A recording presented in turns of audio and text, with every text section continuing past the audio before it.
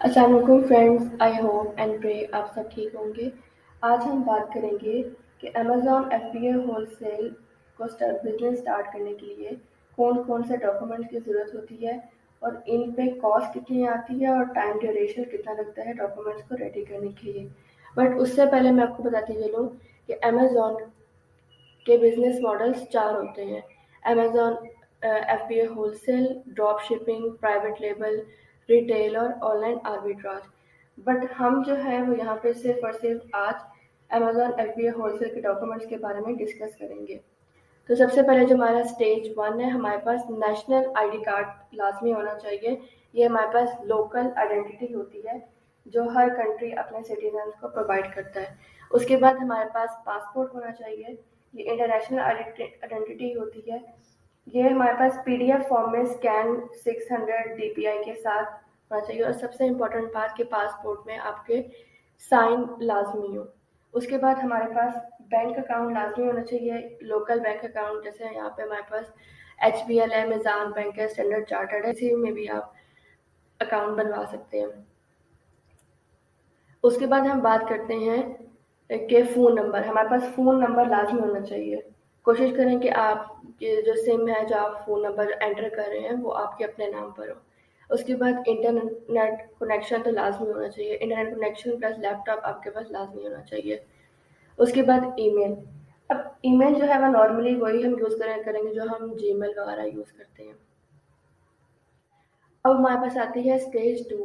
اب اسٹیج 2 میں ہمارے پاس یو ایس نمبر ہونا چاہیے، کیونکہ آپ نے ہول سیلرز، برانڈ ڈسٹریبیوٹرز کو جو کانٹیکٹ کرنا ہے وہ اسی یو ایس نمبر کے تھرو کرنا ہوتا ہے۔ اس کے بعد ہمارے پاس آتا ہے یو ایس ایڈریس۔ اب یو ایس ایڈریس 2 قسم کے ہوتے ہیں، ورچوئل بھی ہوتا ہے، فزیکلی بھی ہوتا ہے۔ اب ان دونوں میں سے کوئی نہ کوئی آپ کے پاس ایڈریس لازمی ہونا چاہیے۔ اس کے بعد ہے ہمارے پاس ایل ایل سی۔ اب ایل ایل سی ہوتی ہے لمیٹڈ لائبلٹی کمپنی۔ اس کی کاسٹ ڈپینڈ کرتی ہے کہ آپ کس اسٹیٹ میں لے رہے ہیں، مطلب آپ نیو یارک میں لے رہے ہیں، فلوریڈا میں لے رہے ہیں، ٹیکسس میں لے رہے ہیں، جس اسٹیٹ میں لے رہے ہیں اس اسٹیٹ کے حساب سے اس کی کاسٹ ڈپینڈ کرتی ہے۔ اس کے بعد ہم بات کریں گے ای آئی این نمبر کی۔ جیسے پاکستان میں F P R, federal board of revenue ہوتا ہے کہ یہ کمپنی کو ٹیکس آئی ڈی جو ہوتی ہے پرووائڈ کرتی ہے اور اس کے تھرو ٹیکس کلیکٹ کرتی ہے۔ تو بالکل اسی طرح ہے، یہ ای آئی این نمبر کے تھرو آپ کا ٹیکس جو ہے وہ کلیکٹ کرتے ہیں۔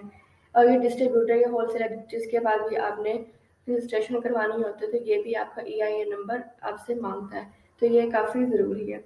اس کے بعد آپ کے پاس جو ہے وہ articles of L L C ہونے چاہیے۔ اس کے بعد آپ کے پاس ری سیلر سرٹیفکیٹ ہونا چاہیے۔